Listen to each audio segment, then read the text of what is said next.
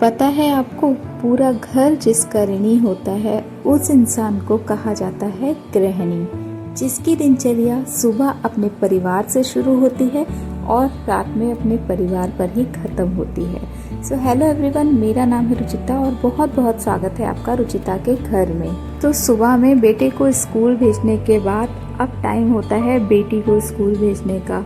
तो बेटे का स्कूल थोड़ा दूर है तो उसकी वैन आती है, बट बेटी का स्कूल बिल्कुल पास में है। जैसे कि मैंने आपको एक वीडियो में बताया था कि बच्चों का स्कूल कैसा होना चाहिए, तो बेटी का स्कूल पास में है। तो अभी मैं उसे रेडी कर रही हूँ और आपके साथ शेयर करूँगी आज का टॉपिक एंड ब्लॉग।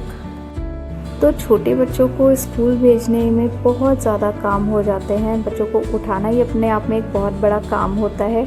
उठाने के बाद उनको रेडी करना एंड ब्रेकफास्ट कराना छोटे बच्चों के लिए बहुत ही मुश्किल होता है। तो अभी मैंने इसको नहलाकर बैठा दिया है और ब्रेकफास्ट दे दिया है। अपना आराम से वो ब्रेकफास्ट कर रही है और टीवी देख रही है। तो क्या खा रही बेटा? रेडी हो गई आप? अभी खा लो फिर आपकी चोटी बना देंगे। हाँ,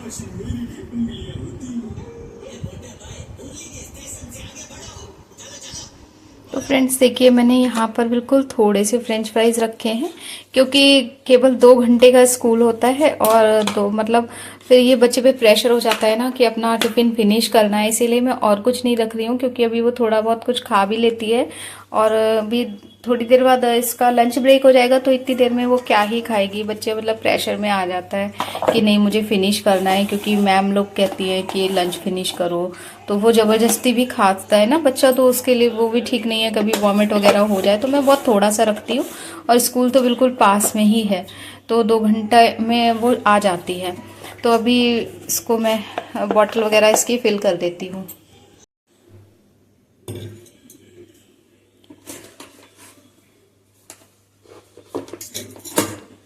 फ्रेंड्स, लंच और बॉटल रेडी हो गया है। अब मैं इसका बैग वगैरह भी देख लेती हूँ।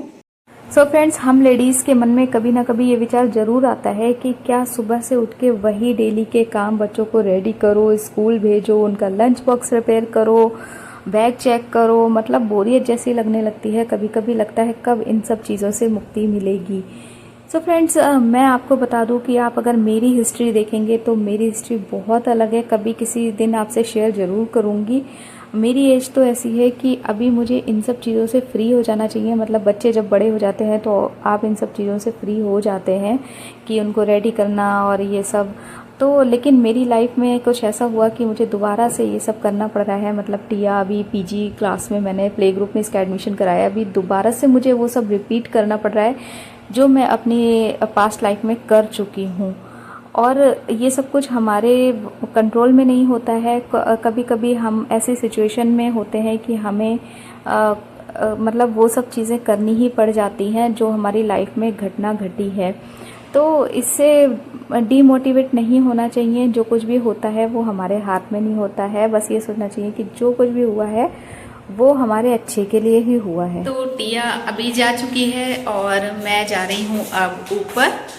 तो टिया के होने के बाद मुझे ऐसा लगता है कि हमारी लाइफ दोबारा से शुरू हो गई है। अभी जो चीज़ें हम छोड़ चुके थे वो सब चीज़ें हमें दोबारा से करनी पड़ रही हैं और लाइफ को हम लोग बहुत एंजॉय कर रहे हैं टिया के होने के बाद। वैसे उठ के ना, हम जो होम मेकर्स होती हैं जिनके बच्चे स्कूल जाते हैं उनकी हालत आप देख सकते हैं, कुछ ऐसी हालत हो जाती है। इतनी बुरी हालत होती है ना, सुबह से उन्हें बिल्कुल टाइम ही नहीं मिलता है। एक्चुअल में टाइम तो पूरे दिन ही नहीं मिलता है। होम मेकर का जॉब ऐसा होता है कि सबसे कठिन जॉब होता है मुझे लगता है कि होम मेकर्स का। उनके लिए तो पूरा दिन ही इतना बिजी शेड्यूल होता है उनका। और खैर, अब जो है सो है।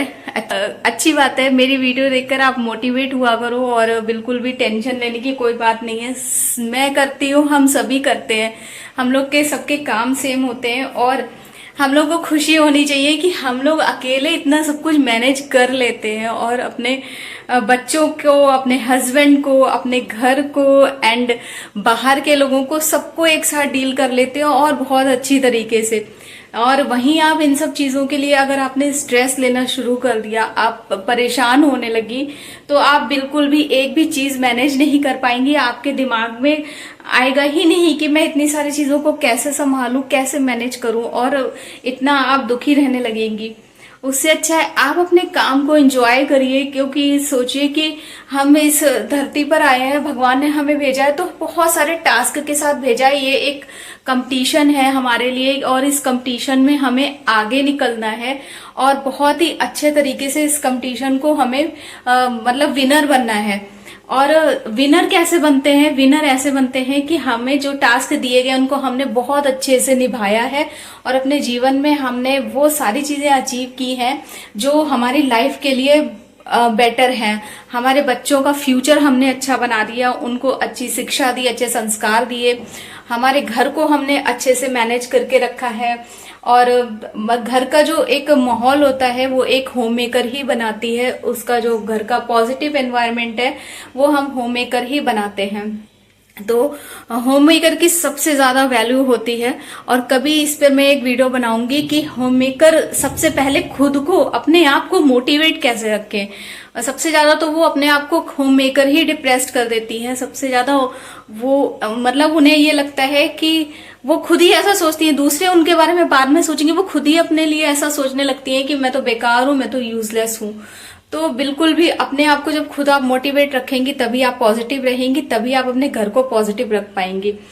तो ठीक है, आज का खैर ये ब्लॉग था, लेकिन मैंने इसमें बहुत सारा मोटिवेशन वाली चीज भर दी। खैर चलिए अब ब्लॉग को कंटिन्यू करते हैं और आप एंजॉय करिए ब्लॉग। तो टिया को स्कूल भेजने के बाद अब मैं नहाने चली गई थी, और नहाकर आके इसके बाद मैं बाकी के काम निपटाऊंगी, क्योंकि कोशिश मेरी यही रहती है कि मैं सुबह से उठ के नहा लूँ और इसके बाद भगवान का दीपक जला लूँ, क्योंकि पूरे दिन के लिए जो मुझे एनर्जी, जो मोटिवेशन चाहिए होता है वो मुझे यहीं से मिलता है, भगवान की पूजा करके, भगवान का ध्यान करके। और ये मैं आपको अपने हर वीडियो में बताती हूँ कि लाइफ का सबसे इम्पॉर्टेंट जो पार्ट होता है वो भगवान का ध्यान ही होता है। तो अब मैं पूजा वगैरह करके और अपने आगे के काम करूँगी।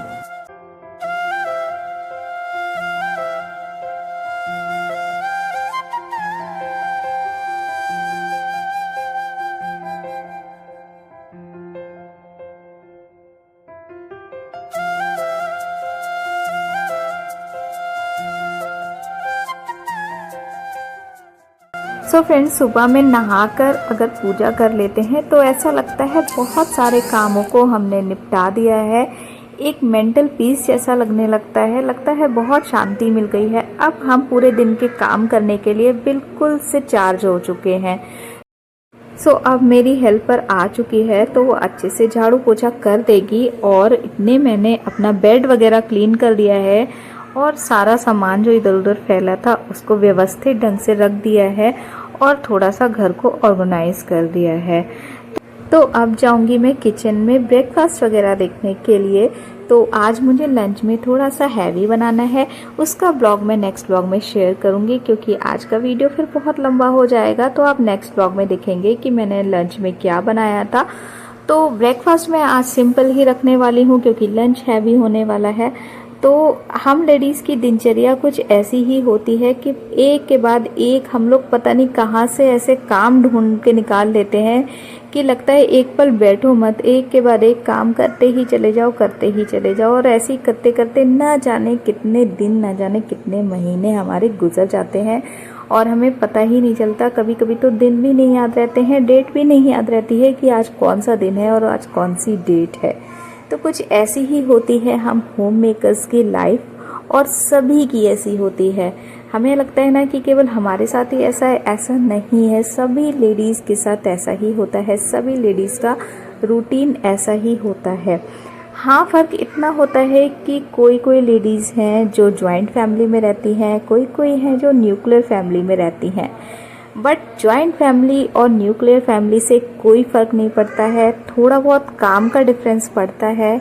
ऑब्वियसली जॉइंट फैमिली है तो काम ज़्यादा होंगे, लेकिन आप ये चीज़ समझ लीजिए कि जॉइंट फैमिली की वैल्यू एंड उसके बेनिफिट्स अलग होंगे और न्यूक्लियर फैमिली के बेनिफिट्स अलग होंगे। हम किसी का कंपैरिजन नहीं कर सकते हैं क्योंकि दोनों की अलग अलग वैल्यू होती हैं और ये केवल वही इंसान समझ सकता है जो उस प्रॉब्लम को फेस कर रहा है, मतलब जो उस फैमिली में रह रहा है, चाहे वो जॉइंट फैमिली हो चाहे न्यूक्लियर फैमिली हो। हमें सारी चीज़ें एक साथ कभी भी नहीं मिल सकती हैं। न्यूक्लियर फैमिली वाले वो सारी प्रॉब्लम फेस करते हैं जो जॉइंट फैमिली वालों को फेस नहीं करनी पड़ती हैं। ठीक है, तो हर चीज़ की अलग वैल्यू होती है, इसीलिए निराश और परेशान बिल्कुल मत हुआ करो। जैसा भी आपको भगवान ने दिया है उसमें खुश रहना सीखो और अपने कामों को बिल्कुल ईमानदारी से करो। अपने परिवार के प्रति ईमानदार रहो और सबसे बड़ी चीज़ ये है कि अपनी वैल्यू बनाना खुद सीखो, अपनी वैल्यू को बनाकर रखो, दूसरों को ये समझाना सीखो कि आप भी कुछ हो, आपकी भी कुछ वैल्यू है, आपके परिवार के लिए आपकी सबसे ज़्यादा इम्पोर्टेंस है। ठीक है, तो चलो कभी किसी और वीडियो में इस बात पर डिस्कस करेंगे कि जॉइंट फैमिली अच्छी है या फिर न्यूक्लियर फैमिली अच्छी है। तो अभी मैं किचन में आई हूँ ब्रेकफास्ट लेने, तो ब्रेकफास्ट बिल्कुल लाइट करूंगी। तो ब्रेकफास्ट में ब्रेड है, चाय के साथ मैंने ब्रेड को सेक लिया है तवे पर घी लगा के। बहुत टेस्टी लगती है इस तरीके से खाने में, क्योंकि लंच हैवी होने वाला है तो अभी हम फिलहाल यही खाएंगे।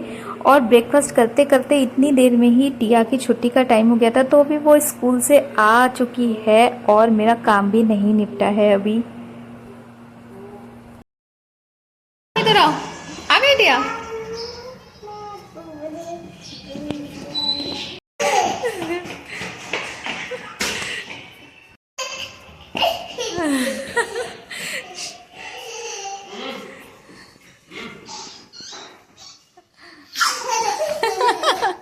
मम्मा ने देख लिया।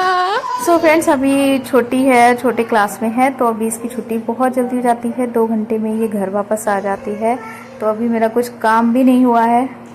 टिया आप आ गई? आ गई मम्मा, आ गई आप। सो फ्रेंड्स, ये था आज का वीडियो। अच्छा लगा हो तो वीडियो को लाइक करना एंड शेयर करना, एंड नए हैं तो चैनल को सब्सक्राइब करना, और आप लाइक ज़रूर किया करो, इससे मुझे बहुत मोटिवेशन मिलता है।